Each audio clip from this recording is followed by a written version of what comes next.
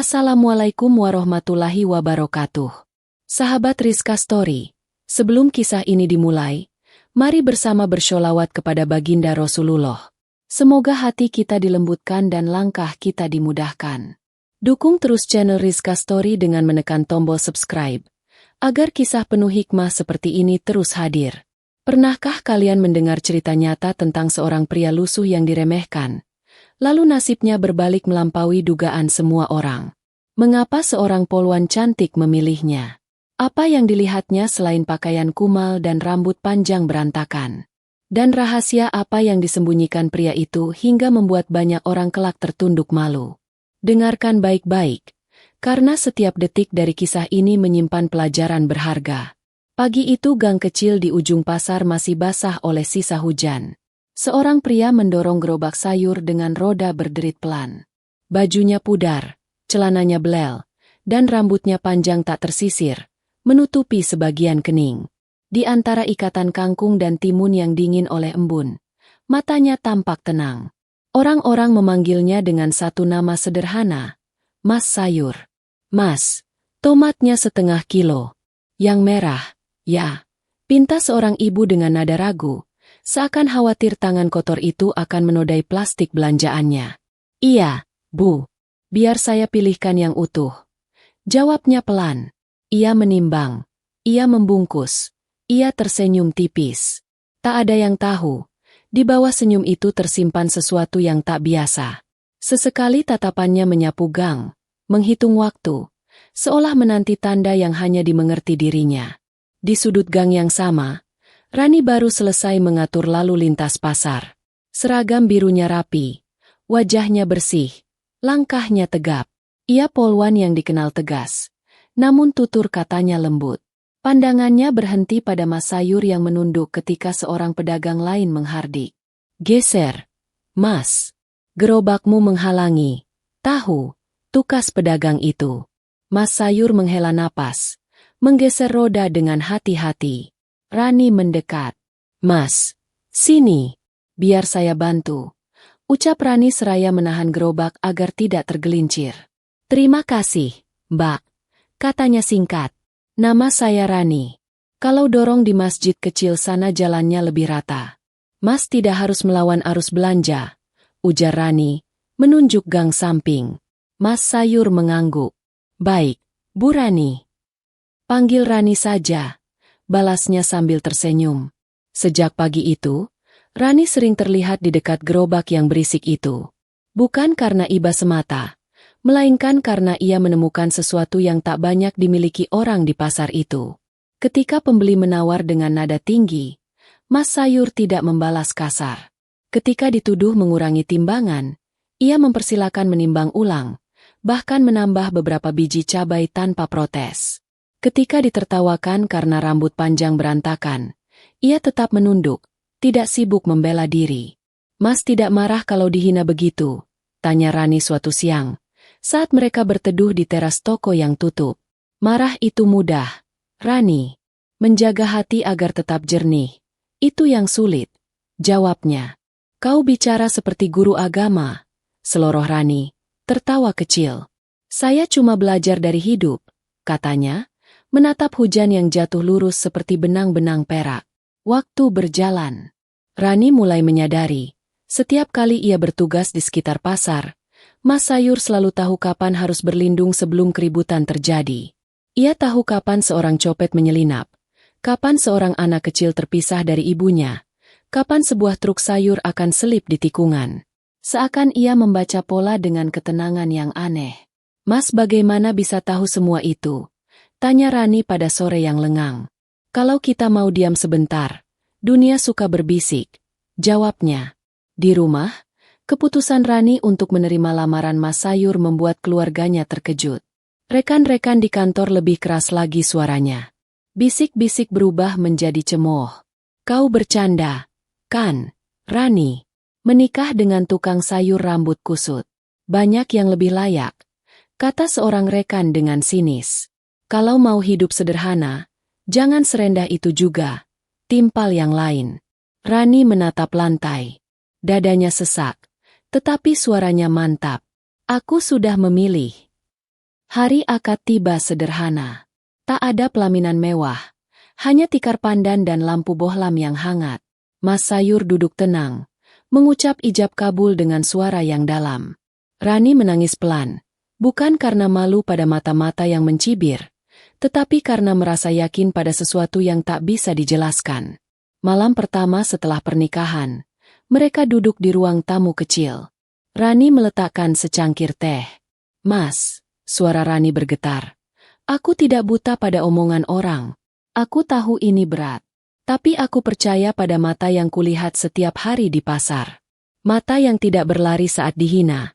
Mata yang tahu kapan harus menepi." Mas Sayur menatapnya lama. "Terima kasih, Rani. Kau sudah memilih melihat lebih dalam. Kalau suatu hari aku goyah, ingatkan aku. Dan kalau suatu hari Mas pun goyah, aku akan berdiri di sampingmu," kata Rani. Ia mengangguk. "Insya Allah." Beberapa hari setelah akad, bisik-bisik di kantor semakin menjadi.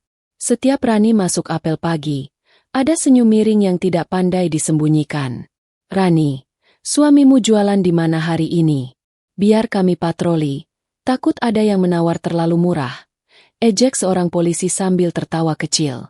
"Dia tidak perlu pengawalan," jawab Rani menahan diri. Ketika siang turun perlahan, sebuah papan pengumuman di kantor ditempeli jadwal apel kehormatan kota. Semua personel diwajibkan hadir. Ada tamu penting yang akan memimpin upacara. Nama tamu itu dirahasiakan.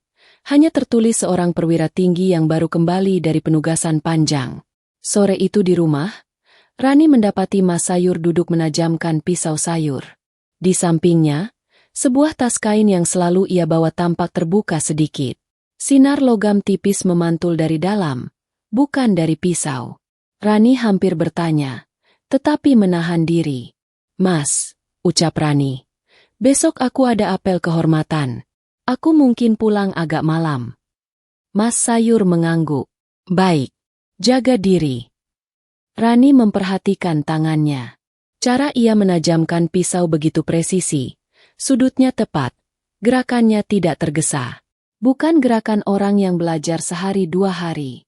Ada disiplin yang lama tertanam. "Mas belajar menajamkan pisau dari siapa?" tanya Rani, berusaha santai. "Dari hidup, dan dari orang-orang yang mengajarkan bahwa alat kerja harus dihormati," jawabnya. Rani mengangguk. "Kalau begitu doakan aku besok." "Insya Allah. Dan besok, kalau kau melihat sesuatu yang tak biasa, jangan kaget," ujarnya tenang. "Apa maksudnya?" Rani spontan bertanya. Mas Sayur tersenyum kecil. Dunia kadang membuka tabirnya pada waktu yang tepat. Malam semakin dalam. Hujan turun lagi, lebih rapat. Di dapur, Rani merapikan piring. Di ruang tamu, Mas Sayur berdiri menghadap jendela. Sekilas, bayangannya memantul pada kaca. Rambutnya ia ikat rapi. Dari tas kain yang akhirnya tertutup rapat, terdengar bunyi gesekan kain dengan benda keras, seperti lencana yang diselipkan kembali ke tempatnya. Ia memejamkan mata sesaat, bibirnya bergerak. "Ya Allah, jaga dia." Di luar, suara hujan menutup semua desah. Di dalam, ada sesuatu yang siap bergerak menuju hari esok. Rani merasakan dadanya berdebar tanpa alasan. Ia tidak tahu, pagi yang akan datang akan mengguncang banyak hati dan menata ulang cara orang memandang kehormatan. Pagi itu udara masih segar, matahari belum tinggi, tapi halaman kantor polisi sudah ramai oleh suara langkah dan obrolan. Semua anggota berseragam rapi, berbaris menunggu apel kehormatan. Rani berdiri di barisan depan. Wajahnya tenang walau dalam hati ada gelisah. Kata-kata suaminya semalam terus terngiang. "Kalau kau melihat sesuatu yang tak biasa, jangan kaget." Di barisan belakang, bisikan sinis masih terdengar. "Lihat itu." Rani masih semangat saja. Padahal suaminya cuma tukang sayur lusuh. Kasihan, cantik-cantik dapatnya begitu. Beberapa poluan lain menahan tawa kecil, menutup mulut dengan tangan agar tak terdengar keras. Rani menunduk, pura-pura sibuk merapikan topinya. Hatinya perih, tapi ia meneguhkan diri. Allah, Kuatkan aku. Aku percaya pada pilihanku. Tiba-tiba suara peluit panjang terdengar. Semua barisan langsung diam. Komandan upacara berdiri di podium, memberi aba-aba. Bersiap. Hormat. Gerak. Sebuah mobil dinas berwarna hitam mengkilap masuk ke halaman. Suasana mendadak hening. Semua mata tertuju pada mobil itu. Dari kejauhan, lambang bintang besar di platnya sudah cukup membuat semua orang menegakkan badan lebih kaku. Siapa yang datang? Bisik seorang polisi. Katanya perwira tinggi, tapi tidak disebutkan siapa. Jawab yang lain. Pintu mobil terbuka perlahan. Dari dalam, seorang pria keluar dengan langkah mantap. Rambutnya pendek rapi. Wajahnya bersih bercahaya. Seragam militernya penuh dengan tanda jasa. Dan di pundaknya berkilau bintang besar. Aura kewibawaan langsung menyelimuti lapangan. Ya Allah! Jenderal! Seru salah seorang polisi dengan suara tercekat. Rani tertegun. Nafasnya tercekat di tenggorokan. Wajah itu, sorot mata itu, langkah tegap itu. Ia mengenalnya terlalu baik. Itu adalah suaminya sendiri, lelaki yang setiap hari mendorong gerobak sayur di pasar. Tidak mungkin, itu Mas Sayur, bisik seorang polwan sambil menutup mulutnya. Dia, Jenderal. Rani hampir tak percaya dengan pandangan matanya sendiri. Jantungnya berdegup begitu kencang. Semua hinaan, semua ejekan yang selama ini ditujukan padanya mendadak terasa runtuh bersama langkah gagah suaminya. Jenderal itu berdiri di depan barisan, memberi hormat kepada pasukan. Suaranya lantang, berwibawa. Terima kasih atas penyambutan ini. Saya, Letnan Jenderal Arya Pradana, baru kembali dari penugasan panjang. Hari ini, saya ingin hadir langsung menyapa kalian. Seisi lapangan terdiam. Hanya suara burung pagi yang masih terdengar. Rani menatapnya dengan mata berkaca-kaca. Sementara rekan-rekannya mulai menunduk malu. Salah seorang polisi berbisik dengan wajah pucat. Kalau begitu, pria lusuh yang kita hina kemarin adalah beliau. Rani menggenggam tangannya sendiri erat-erat, menahan gemuruh di dadanya. Ia tahu, inilah saat yang dimaksud oleh suaminya. Tabir yang selama ini disembunyikan akhirnya terbuka. Dan semua orang akan melihat siapa sebenarnya pria sederhana yang mereka anggap hina. Suasana lapangan apel pagi itu hening, seakan waktu berhenti. Semua mata terpaku pada sosok Jenderal Arya Pradana yang berdiri tegak di podium. Tubuhnya gagah, suaranya berwibawa, bintang di pundaknya memantulkan cahaya matahari. Tak ada satupun yang berani berbisik lagi. Mulut yang semalam lantang mengejek kini terkunci rapat oleh keterkejutan. Rani berdiri di barisan depan. Jantungnya berdegup sangat kencang. Wajahnya diliputi rasa bangga bercampur haru. Tak pernah ia bayangkan bahwa lelaki sederhana yang ia temui di pasar, yang sehari-hari dipanggil orang dengan sebutan Mas Sayur, kini menjelma sebagai sosok jenderal besar di hadapan rekan-rekannya. Komandan upacara memberi hormat penuh. Hormat senjata. Gerak. Suara dentuman sepatu menghentak tanah serempak, menciptakan gema yang membuat bulu kuduk berdiri. Jenderal Arya melangkah maju, menatap seluruh barisan dengan sorot mata tajam namun teduh. Saudara-saudara, ucapnya lantang, dalam tugas panjang saya belajar bahwa kekuatan bukan hanya ada pada senjata atau pangkat, tetapi pada kesabaran, keteguhan, dan kerendahan hati. Saya turun ke bawah, hidup di tengah rakyat, bahkan menyamar sebagai pedagang sayur. Semua itu untuk memahami bagaimana rakyat kecil berjuang setiap hari. Bisik-bisik mulai terdengar di barisan belakang. Beberapa polisi saling pandang dengan wajah penuh rasa bersalah. Mereka mulai mengingat kembali ejekan-ejekan yang keluar dari mulut mereka tentang pria lusuh penjual sayur, tanpa tahu siapa dia sebenarnya. Ya Allah, jadi benar, dia Mas Sayur yang sering kita hina, gumam salah seorang polwan dengan suara bergetar. Bagaimana mungkin kita sebodoh itu, tidak mengenali siapa dia? Tambah yang lain dengan wajah pucat.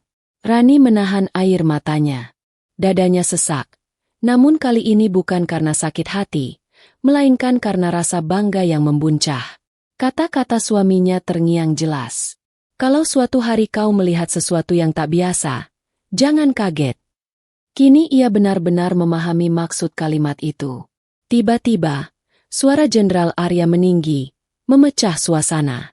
Dan di hadapan kalian semua, saya ingin menyebut satu nama. Nama seorang wanita yang telah rela dihina, diremehkan, bahkan dicemooh, hanya karena memilih saya saat saya dalam penyamaran sebagai tukang sayur. Wanita itu adalah istriku, Bribtu Rani Prameswari. Seketika kepala seluruh pasukan menoleh ke arah Rani. Mata mereka terbelalak, sebagian ternganga, sebagian langsung menunduk karena malu. Rani hanya bisa berdiri kaku, tubuhnya bergetar. Air mata menetes di pipinya, bukan karena sedih, melainkan karena rasa haru yang tak terbendung. Jenderal Arya menatapnya dari podium dengan sorot mata penuh kasih. Rani, terima kasih telah bersabar. Kau adalah kekuatan yang menjaga langkahku. Tanpa dirimu, mungkin aku tidak akan mampu menahan semua hinaan saat menyamar di tengah rakyat. Barisan pasukan terdiam. Beberapa polwan yang selama ini paling sering mengejek Rani mulai menggigit bibir. Wajah mereka merah padam. Salah satu dari mereka berbisik pelan, hampir menangis. Astagfirullah, betapa sombongnya kita selama ini. Rani menunduk, mencoba menyembunyikan air matanya. Namun dalam hatinya ia berdoa penuh syukur. Ya Allah, Engkau membuktikan kebenaran pada waktu yang tepat. Engkau angkat derajat suamiku di depan orang-orang yang merendahkannya. Setelah memberi amanat singkat, Jenderal Arya turun dari podium dan berjalan mendekati barisan. Langkahnya mantap, namun tatapannya lembut saat berhenti tepat di depan Rani. Semua mata menatap adegan itu dengan tegang. Rani, ucapnya lirih namun jelas terdengar oleh semua. Mulai hari ini, mereka akan tahu siapa sebenarnya suamimu. Tapi ingatlah, kebanggaan terbesar bukan pada bintang di pundak, melainkan pada hati yang tetap sabar meski dihina. Rani mengangguk dengan mata basah. Insya Allah, Mas, aku selalu percaya pada hatimu. Seluruh barisan hanya bisa terdiam, sebagian menunduk malu, sebagian lagi hampir menitikkan air mata. Mereka yang kemarin merasa lebih tinggi kini dipaksa oleh keadaan untuk menyadari betapa besar kesalahan mereka. Dan di tengah hening yang sakral itu, gema nama Jenderal Arya Pradana dan Bribtu Rani Prameswari terasa begitu kuat, seolah menjadi pelajaran bagi setiap hati yang mendengar. Lapangan apel yang semula riuh kini berubah menjadi sunyi. Semua anggota polisi masih terpaku dengan kenyataan yang baru saja mereka saksikan. Tak ada lagi suara ejekan, tak ada lagi tawa sinis. Hanya rasa malu yang terasa menekan dada mereka. Rani berdiri dengan tubuh bergetar.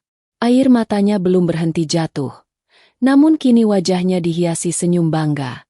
Sementara Jenderal Arya Pradana berdiri gagah di sampingnya, menatap seluruh pasukan dengan sorot mata yang menembus hati. Beberapa polisi yang dulu paling lantang mengejek Rani saling pandang. Salah seorang di antara mereka, seorang brigadir bernama Surya, akhirnya memberanikan diri melangkah maju. Wajahnya pucat, suaranya bergetar. Pak Jenderal, Ibu Rani, saya mohon maaf. Kami selama ini buta. Kami hanya melihat dari pakaian dan penampilan luar. Kami tidak tahu siapa sebenarnya Mas Sayur yang sering lewat di depan kantor. Jenderal Arya menatap Surya dengan tenang. Brigadir Surya, ucapnya dalam suara datar namun penuh wibawa. Kesalahan terbesar seorang manusia adalah merasa lebih tinggi dari orang lain. Kalian boleh saja menilai saya saat lusuh, tapi yang lebih menyakitkan adalah ketika kalian menghina seorang wanita yang setia mendampingi saya. Ingat, pangkat bisa hilang, jabatan bisa jatuh, tapi kehormatan hati yang sabar akan selalu abadi. Surya menunduk dalam, suaranya tercekat. Saya benar-benar menyesal, Pak. Mohon ampuni kebodohan saya. Rani menatapnya, lalu berkata pelan, saya memaafkanmu, Surya. Tapi ingat, jangan ulangi kesalahan itu pada orang lain. Jangan pernah meremehkan seseorang hanya karena tampilan luarnya. Setiap orang punya cerita yang tidak kita tahu. Air mata Surya jatuh tanpa ia sadari. Ia segera mundur, kembali ke barisan dengan kepala tertunduk. Tak lama kemudian, beberapa polwan lain ikut maju. Salah satunya, Dina, yang dulu paling sering menertawakan Rani. Dengan suara bergetar, ia berkata, "Rani, aku malu. Aku sering bicara buruk tentang suamimu. Aku kira kamu bodoh karena memilih hidup sederhana. Tapi ternyata, kamulah yang paling bijak di antara kami." Rani menatap Dina. Ada luka lama yang sempat rasa, namun ia menarik napas panjang. "Dina, persahabatan tidak boleh hancur hanya karena kesombongan. Aku maafkan kamu, tapi jadikan ini pelajaran. Jangan sekali-kali mengukur kebahagiaan orang lain dengan harta atau penampilan." Dina menangis, memeluk Rani di depan semua orang. Suasana semakin haru. Beberapa anggota lain pun menyusul, satu persatu meminta maaf, mengakui kesalahan, bahkan ada yang menangis menyesali diri. Jenderal Arya menyaksikan semua itu dengan wajah tenang. "Saya menyamar bukan untuk dipuji, tapi untuk mengingatkan kita semua, bahwa seorang tukang sayur, seorang kuli, seorang sopir, siapapun dia, berhak dihormati sebagai manusia. Jangan pernah hina orang lain, karena bisa jadi derajatnya jauh lebih tinggi di sisi Allah." Kata-kata itu menggema di lapangan. Semua orang tertunduk, merasa kecil di hadapan kebesaran hati seorang jenderal yang pernah mereka remehkan. Rani menggenggam tangan suaminya erat-erat. Dalam hatinya ia berbisik, "Mas, akhirnya semua melihat siapa dirimu sebenarnya. Dan aku bersyukur, Allah memilihku untuk menjadi pendampingmu." Sementara itu, di barisan paling belakang, masih ada beberapa orang yang belum berani maju. Wajah mereka diliputi rasa takut bercampur malu. Mereka tahu, cepat atau lambat mereka pun harus menghadap dan meminta maaf. Pagi semakin meninggi, namun lapangan apel masih diselimuti suasana haru dan hening. Semua anggota polisi berdiri dengan kepala tertunduk. Mereka baru saja menyadari betapa besar kesalahan yang telah mereka lakukan. Jenderal Arya Pradana menatap seluruh pasukan dengan sorot mata tajam, membuat siapapun merasa kecil di hadapannya. "Saudara-saudara," suara Jenderal Arya menggelegar, "hari ini bukan sekadar apel kehormatan. Hari ini adalah pelajaran. Pelajaran tentang bagaimana kita memperlakukan sesama. Jika seorang jenderal saja bisa kalian hina saat menyamar menjadi tukang sayur, bagaimana perlakuan kalian kepada rakyat kecil setiap hari? Apakah kalian menjaga martabat mereka, atau justru merendahkan mereka?" Tak ada yang berani menjawab. Hanya terdengar desah napas berat dari barisan. Jenderal Arya melangkah maju, berdiri tepat di depan barisan polisi muda. Ia menunjuk seorang polisi bernama Yuda, yang terkenal sombong dan sering melecehkan orang kecil di jalanan. "Yuda, maju!" Dengan wajah pucat, Yuda melangkah ke depan. Tubuhnya gemetar. Siap, Jenderal." Arya menatapnya tajam. "Katakan di depan semua orang. Apa yang kau ucapkan tentang saya ketika melihat saya mendorong gerobak sayur di pasar?" Yuda menelan ludah. Keringat dingin membasahi pelipisnya. Saya pernah berkata, bahwa Bapak terlihat seperti orang tidak berguna, lusuh, kotor, dan tidak pantas mendampingi seorang polwan cantik seperti Ibu Rani." Seketika lapangan menjadi lebih hening lagi. Semua orang terkejut mendengar pengakuan itu. Wajah Rani memerah, matanya berkaca-kaca, namun ia berusaha menahan diri. Arya menghela napas panjang. "Kau jujur. Itu sudah satu langkah menuju perbaikan. Tapi dengar baik-baik, Yuda, kehormatan seorang pria tidak ditentukan oleh pakaiannya, pekerjaannya, atau gerobak yang ia dorong. Kehormatan seorang pria ada pada hatinya, kesabarannya, dan bagaimana ia memperlakukan orang lain." Arya kemudian berbalik menatap seluruh pasukan. "Hari ini saya akan memberi ujian sederhana. Saya ingin kalian semua pergi ke pasar, berbaur dengan rakyat, dan melayani mereka tanpa seragam, tanpa pangkat. Rasakan bagaimana hidup mereka. Rasakan hinaan yang kadang mereka terima. Dan setelah itu, barulah kalian mengerti arti sesungguhnya dari kehormatan." Pasukan saling pandang, sebagian tampak bingung, sebagian lagi mengangguk penuh kesadaran. Rani yang berdiri di samping Arya menatap suaminya dengan bangga. "Mas, ini pelajaran yang tidak akan mereka lupakan seumur hidup. ucapnya lirih. Arya menoleh sebentar, tersenyum tipis. Ya, Rani. Mereka harus tahu bahwa hidup bukan hanya tentang seragam dan pangkat, tapi tentang hati yang rendah dan budi yang mulia. Komandan upacara segera mencatat perintah itu. Seluruh pasukan diperintahkan untuk menjalani tugas kemanusiaan di tengah masyarakat selama beberapa hari ke depan. Suasana lapangan yang awalnya penuh rasa malu kini perlahan berubah menjadi semangat baru. Namun di antara kerumunan, masih ada beberapa orang yang diam-diam merasa iri. Mereka tidak suka melihat Rani mendapat kehormatan begitu besar di depan umum. Salah satunya adalah seorang perwira muda bernama Bayu, yang sejak lama diam-diam menyukai Rani. Wajahnya mengeras, matanya menatap tajam ke arah pasangan itu. Jadi ini alasan kenapa dia menolak aku. Karena dia punya pria yang ternyata seorang jenderal. Gumam Bayu dengan rahang mengeras. Hatinya dipenuhi rasa iri yang membara. Meski ia berusaha menyembunyikannya. Tidak ada yang tahu, dalam diam, Bayu mulai menyimpan niat yang bisa menimbulkan masalah baru. Sejak hari itu, nama Jenderal Arya Pradana semakin harum di telinga semua orang. Bukan hanya karena pangkat dan kewibawaannya, melainkan karena kerendahan hatinya yang rela menyamar menjadi rakyat biasa. Rani pun kini dipandang berbeda.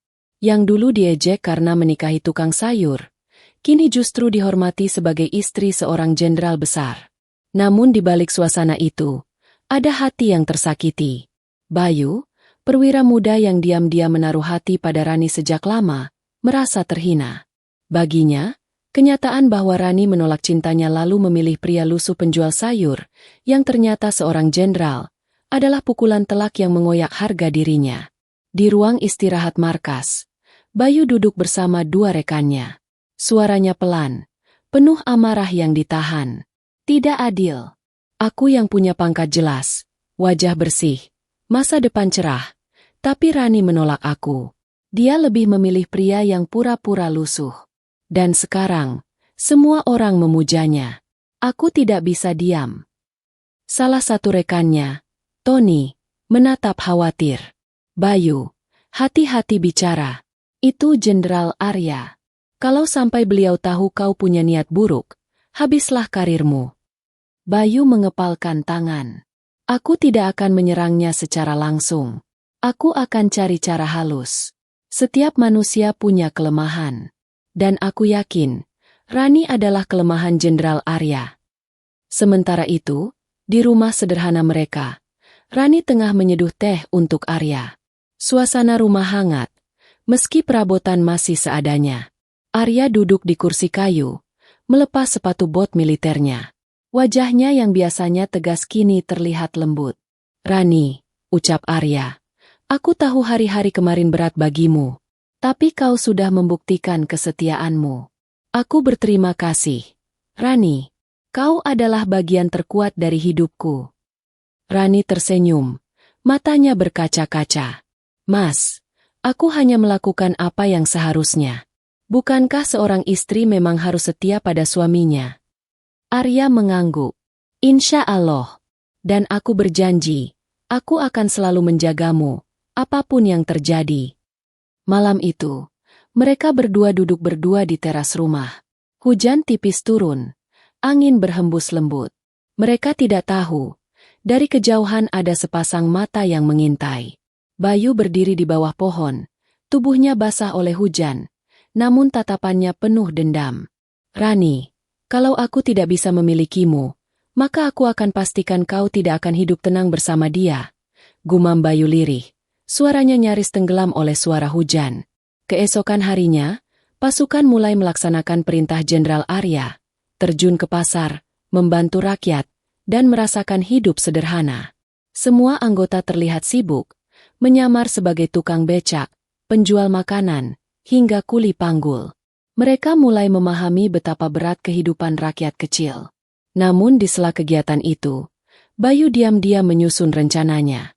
Ia mulai menyebarkan isu, menuduh bahwa Jenderal Arya hanya mencari nama dan simpati dengan penyamarannya. Beberapa anggota sempat termakan isu itu, meski tidak berani mengucapkannya keras-keras. Rani merasakan ada sesuatu yang aneh. Saat ia berjalan melewati markas, beberapa orang melirik dengan tatapan curiga. Ia tahu, ada yang tidak beres. Malam harinya, ia menceritakan kepada Arya. Mas, aku merasa ada bisik-bisik yang sengaja diarahkan ke kita. Ada yang bilang penyamaran Mas itu hanya sandiwara untuk mencari simpati. Arya mendengarkan dengan tenang. Aku sudah menduganya. Ada orang yang tidak suka dengan kebenaran, apalagi jika hatinya dipenuhi iri. Lalu, apa yang harus kita lakukan, Mas? Tanya Rani khawatir. Arya menatap langit malam, lalu tersenyum tipis. Kebenaran tidak perlu dibela dengan amarah. Biarkan waktu yang membuktikan. Dan biarkan Allah yang menyingkap siapa sebenarnya pengkhianat itu. Rani mengangguk pelan, meski hatinya belum tenang. Ia tahu, badai yang lebih besar sedang menunggu. Hari itu markas kepolisian dipenuhi kesibukan. Pasukan baru saja kembali dari penugasan di pasar. Mereka terlihat letih, namun wajah mereka memancarkan kesadaran baru. Banyak dari mereka yang sebelumnya sombong kini mulai merendah, setelah merasakan langsung bagaimana beratnya hidup rakyat kecil. Namun di balik semua itu, bisikan miring tetap terdengar. Gosip bahwa Jenderal Arya hanya mencari nama lewat penyamarannya semakin sering terdengar di lorong markas. Bisikan itu pelan tapi menusuk, hingga sampai juga ke telinga Arya.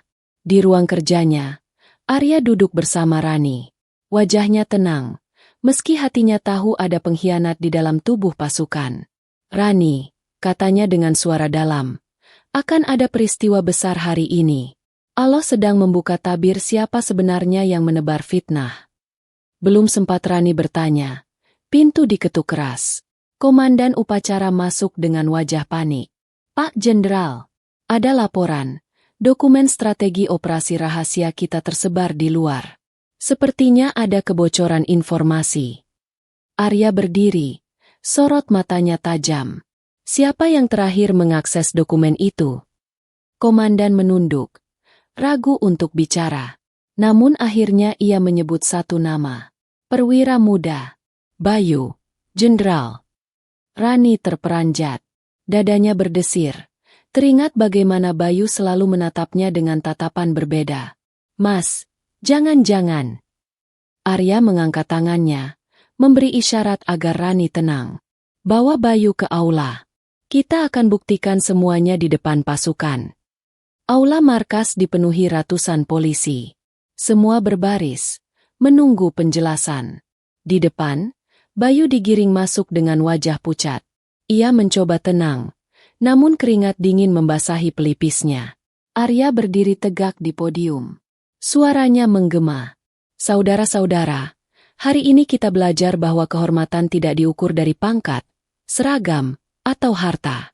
Tapi hari ini juga, kita diuji oleh fitnah dan pengkhianatan. Ada di antara kita yang berusaha merusak kehormatan pasukan, menebar gosip, bahkan membocorkan dokumen negara. Semua orang terkejut. Saling pandang dengan wajah tegang. Arya menatap tajam ke arah Bayu. Bayu, apa benar kau yang menyebarkan gosip dan membocorkan dokumen? Bayu mencoba mengelak. Tidak, Jenderal. Itu bukan saya. Pasti ada yang ingin menjebak saya. Arya memberi isyarat. Seorang anggota Intel maju, membawa sebuah laptop dan beberapa berkas. Ini bukti digital, Jenderal. Semua akses keluar masuk dokumen terekam. Dan jelas, login terakhir berasal dari akun Bayu. Suasana aula langsung riuh. Beberapa orang bersuara lirih. Astagfirullah, ternyata Bayu. Bayu gemetar. Wajahnya merah padam. Ia menoleh ke arah Rani. Matanya penuh dendam. Semua ini gara-gara kamu. Rani, kalau bukan karena kamu, aku tidak akan begini. Seharusnya kamu memilih aku, bukan pria itu. Suasana mendadak hening. Semua mata menatap Bayu dengan keterkejutan. Teriakan itu seakan membuka isi hatinya yang gelap. Arya melangkah turun dari podium, berdiri tepat di depan Bayu. Tatapannya menusuk. Jadi ini semua karena iri? Karena hatimu buta oleh cinta yang tak terbalas? Bayu, dengar baik-baik. Laki-laki sejati tidak merusak kehormatan pasukan hanya karena sakit hati pada seorang wanita. Kau telah menodai seragamu sendiri. Bayu menunduk. Tubuhnya lemas. Tidak ada lagi kata-kata yang bisa ia ucapkan. Arya menoleh pada seluruh pasukan. Inilah akibat dari hati yang dipenuhi iri. Hari ini, kita semua belajar bahwa kehormatan bukan hanya diuji dengan pedang, tapi juga dengan kesetiaan hati. Dan barang siapa mengkhianati kehormatan, maka dia akan jatuh bukan karena musuh, tapi karena dirinya sendiri. Semua anggota tertunduk, sebagian meneteskan air mata. Mereka sadar, pelajaran hari itu lebih dalam dari semua yang pernah mereka terima. Rani menatap suaminya dengan mata basah. Mas, Allah benar-benar menyingkap semuanya di hadapan kita. Arya menggenggam tangan istrinya erat-erat. Insya Allah, Rani, selama kita sabar, Allah akan menunjukkan kebenaran pada waktunya. Suasana aula masih dipenuhi rasa haru. Nama Arya dan Rani kini bukan hanya menjadi buah bibir, tapi juga menjadi simbol kesabaran, kehormatan, dan cinta yang tulus. Aula markas masih bergemuruh oleh bisik-bisik. Semua mata tertuju pada Bayu yang kini berdiri dengan tubuh lemas. Wajahnya pucat pasi.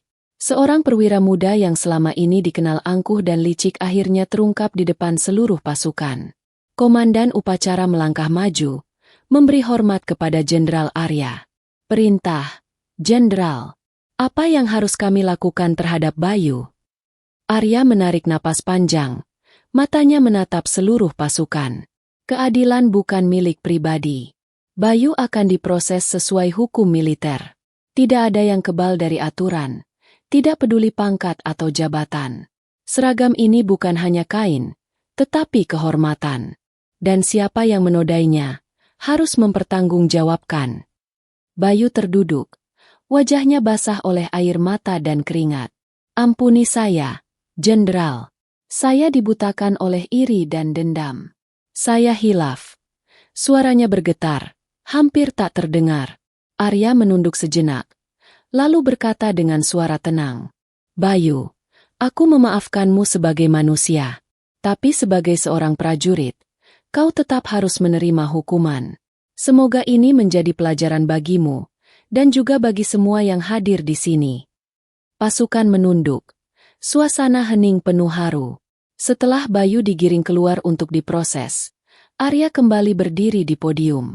Ia menatap pasukan yang kini penuh rasa hormat kepadanya. Saudara-saudara, hari ini kita belajar bahwa kesabaran lebih tinggi nilainya daripada 1000 bintang di pundak. Dan kalian semua sudah menyaksikan bagaimana istri saya, Bribtu Rani Prameswari, tetap setia berdiri di samping saya meski dihina dan direndahkan. Karena itu, hari ini aku ingin kalian memberikan penghormatan khusus, bukan kepada seorang jenderal, tetapi kepada seorang wanita yang sabar dan tabah. Rani yang berdiri di samping Arya terkejut. Mas, jangan begitu. Aku hanya melakukan kewajibanku sebagai istri. Namun Arya menggenggam tangannya erat. Rani, kesetiaanmu adalah kehormatanku. Komandan upacara memberi aba-aba. Pasukan, hormat, gerak. Dentuman sepatu menghentak lantai aula. Ratusan anggota polisi memberi hormat serentak kepada Rani. Air matanya jatuh deras. Tubuhnya bergetar. Ia tak pernah membayangkan. Wanita yang dulu ditertawakan kini berdiri menerima penghormatan dari seluruh pasukan. Beberapa polwan yang dulu sering mengejek, kini meneteskan air mata sambil berkata lirih. Astagfirullah, kami salah menilaimu, Rani. Kau jauh lebih mulia dari kami. Arya menatap istrinya dengan bangga. Hari ini, mereka belajar darimu, Rani. Kau adalah cermin kesabaran yang Allah tunjukkan pada dunia. Rani menutup wajahnya dengan tangan, tak kuasa menahan tangis bahagia. Dalam hatinya ia berdoa, Ya Allah, Engkau telah menyingkapkan kebenaran di hadapan semua orang. Jadikanlah kami hamba yang tetap rendah hati dan sabar. Seusai apel kehormatan itu, suasana markas berubah. Tak ada lagi bisik-bisik ejekan. Tak ada lagi tatapan merendahkan. Semua orang kini memandang Arya dan Rani dengan penuh hormat. Bayangan tentang tukang sayur lusuh perlahan hilang, berganti dengan kisah seorang jenderal besar dan istrinya yang setia. Dan sejak hari itu, nama Jenderal Arya Pradana dan Bribtu Rani Prameswari menjadi legenda di markas itu. Sebuah kisah tentang kesabaran, cinta, dan kehormatan yang abadi.